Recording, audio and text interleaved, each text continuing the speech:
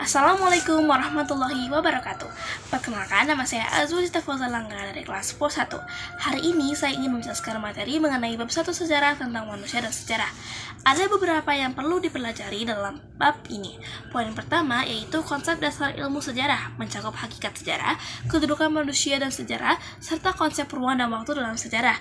Lalu poin yang kedua yaitu kehidupan manusia dalam perubahan dan kelanjutan, berisi tentang kehidupan manusia dalam dimensi waktu, juga perubahan dan berkelanjutan dalam sejarah. Dan yang terakhir yaitu poin ketiga adalah berpikir dengan perspektif sejarah dengan mempelajari berbagai konsep seperti konsep kronologis, diakronik, sinkronik, kausalitas, dan juga periodisasi. Sebelum itu, kalian tahu nggak kalau sejarah diibaratkan sebagai pohon? Jadi, sejarah pada setiap peristiwanya saling berkaitan dan mempengaruhi masa yang akan datang. Sama halnya dengan pohon yang dari akar hingga daunnya saling berkaitan. Itulah mengapa pohon dijadikan sebagai simbol sejarah. Di poin pertama yaitu konsep dasar ilmu sejarah, kita akan masuk terlebih dahulu mengenai definisi sejarah menurut beberapa ahli. Ada banyak sekali definisi sejarah menurut para sejarawan. Di antaranya yang paling utama yaitu menurut Herodotus. Ia berpendapat bahwa sejarah tidak bergerak maju ke depan, melainkan bergerak melingkar. Sejarah ialah kajian tentang siklus jatuh bangunan masyarakat dan juga peradaban, mencakup seluruh peristiwa yang terjadi di masa lalu hingga masa kini. Kemudian menurut Al-Muhalli, sejarah adalah ilmu yang menyelidiki kumpulan perubahan dan kejadian yang benar-benar terjadi di masa lampau. Setelah itu, menurut Kunto Wijoyo, sejarah merupakan pembangunan kembali masa lalu dengan menyajikan fakta-fakta yang terjadi untuk kepentingan masa kini dan yang akan datang. Lalu, menurut Ibnu Khaldun, sejarah merupakan catatan tentang masyarakat manusia yang berisi perubahan yang terjadi pada wataknya. Dan yang terakhir, sejarah menurut Sartono Kartodirjo, yaitu gambaran masa lalu manusia dan juga lingkungan sekitarnya sebagai makhluk sosial yang disusun secara ilmiah dan juga secara lengkap.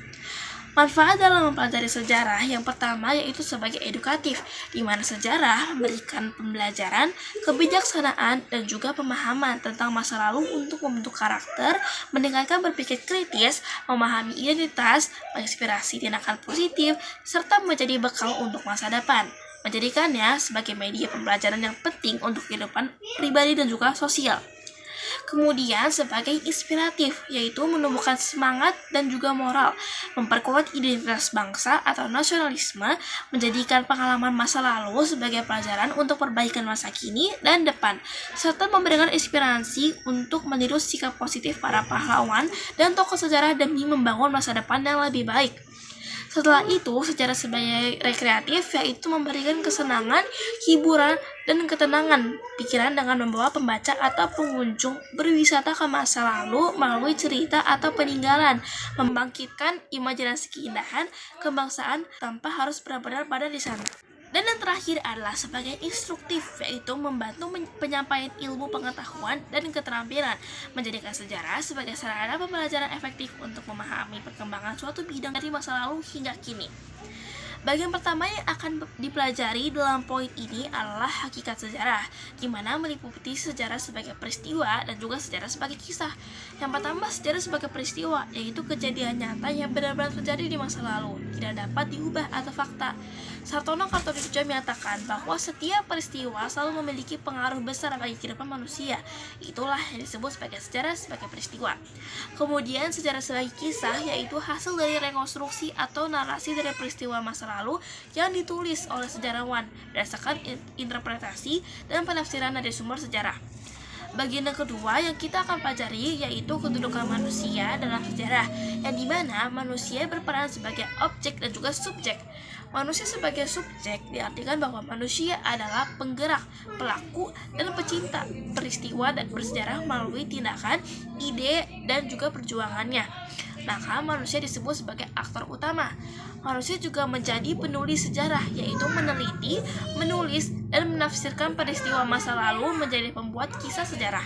Sedangkan manusia sebagai objek adalah menjadi sasaran kajian manusia, menjadi fokus penelitian untuk memahami peristiwa di masa lalu, dilihat dari reaksi dan pengaruh peristiwa terhadap kehidupannya, serta menjadi sumber data, yaitu kisah hidup, peninggalan, dan data tentang manusia yang digunakan untuk merekonstruksi dan memahami peristiwa tertentu. Bagian yang terakhir dalam poin ini yaitu mempelajari konsep ruang dan waktu dalam sejarah. Ruang dan waktu dalam sejarah dapat menentukan peristiwa sejarah sebagai peristiwa yang khas dan juga unik. Dalam konsep ruang terbagi menjadi dua, yaitu tempat terjadinya suatu peristiwa dan juga cakupan pembahasan. Sejarah kajian berdasarkan ruang terdapat 3 macam, yaitu sejarah kota, sejarah lokal, dan juga sejarah pedesaan. Sejarah kota dan pedesaan meneliti tentang suatu kota, begitupun dengan desa, meneliti mengenai suatu desa. Sedangkan sejarah lokal berfokus pada peristiwa di wilayah kecil, yaitu kota dan juga daerah. Kemudian konsep waktu dalam sejarah berfungsi untuk menandai sebuah peristiwa bersifat unik, menerangkan kapan terjadinya sebuah peristiwa, menjadi pembeda antara sejarah, yaitu terdapat waktu dan tempat, dan juga mitos, yaitu tidak tercatat tanggal dan kapan peristiwa tersebut terjadi. Tapi mitos bisa dijadikan sebagai pelajaran. Dan yang terakhir, dapat menandai kondisi suatu zaman. Setelah itu, kita akan masuk ke dalam poin yang kedua, yaitu kehidupan manusia dalam perubahan dan berkelanjutan. Di poin ini, yang pertama, kita akan mempelajari tentang kehidupan manusia dalam dimensi waktu. Menurut Kunto Wijoyo, konsep waktu dan sejarah dibagi menjadi 4 unsur, yaitu perubahan, perkembangan, pengulangan, dan juga kesinambungan. Yang pertama, perubahan, yaitu keadaan berubah menjadi berbeda dari waktu ke waktu, baik secara lambat maupun cepat, dipengaruhi oleh faktor internal dan juga faktor eksternal. Kemudian yang kedua, yaitu perkembangan, menunjukkan adanya pergerakan masyarakat dan peristiwa secara bertahap dari satu bentuk ke bentuk lain. Masyarakat yang berkembang akan membawa bentuk baru yang lebih relevan pada kondisi zaman, sehingga bertujuan untuk memperbarui segala sesuatu yang sudah tidak lagi dianggap efektif bagi keberlangsungan hidup manusia. Yang ketiga ada pengulangan, yaitu terjadinya kembali peristiwa serupa dari masa lalu meskipun konteks dan waktunya berbeda. Dan unsur yang terakhir yaitu ada kesinambungan, yaitu adanya hubungan berkelanjutan dan juga keterkaitan antara peristiwa masa lalu dan juga yang di masa kini dan masa depan. Di mana yang pertama terdapat konsep kronologis, yaitu pengurutan peristiwa berdasarkan waktu terjadinya secara runtut dan berkesinambungan. Berasal dari bahasa Yunani, yaitu kronos yang berarti waktu dan juga logos yang berarti uraian atau ilmu, yang berfungsi agar terhindar dari anakronisme, yaitu kerancunan waktu antara peristiwa sejarah yang satu dengan yang lainnya. Yang kedua ada konsep diakronik. Diakronik berasal dari bahasa Yunani, yaitu dia artinya melintas dan juga kronos yang artinya waktu. Sejarah mengalami perkembangan dan bergerak, di mana diakronik adalah cara berpikir kronologis untuk menyusun peristiwa sesuai dengan urutan waktu terjadinya dari lampau ke masa kini. Kemudian yang ketiga ada konsep sinkronik, di mana sinkronik membuat karya sejarah semakin kaya karena menurut Kunto Wijoyo, sejarah menjadi sinkronik bila bersentuhan dengan ilmu sosial seperti antropologi, ekonomi, sosiologi, dan juga politik. Dan keempat ada konsep kausalitas, yaitu pemahaman hubungan sebab akibat antara peristiwa masa lalu yang membantu menjelaskan mengapa suatu peristiwa terjadi.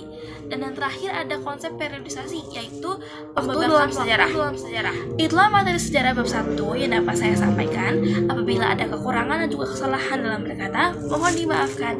Sekian, terima kasih dari saya. Wassalamualaikum warahmatullahi wabarakatuh.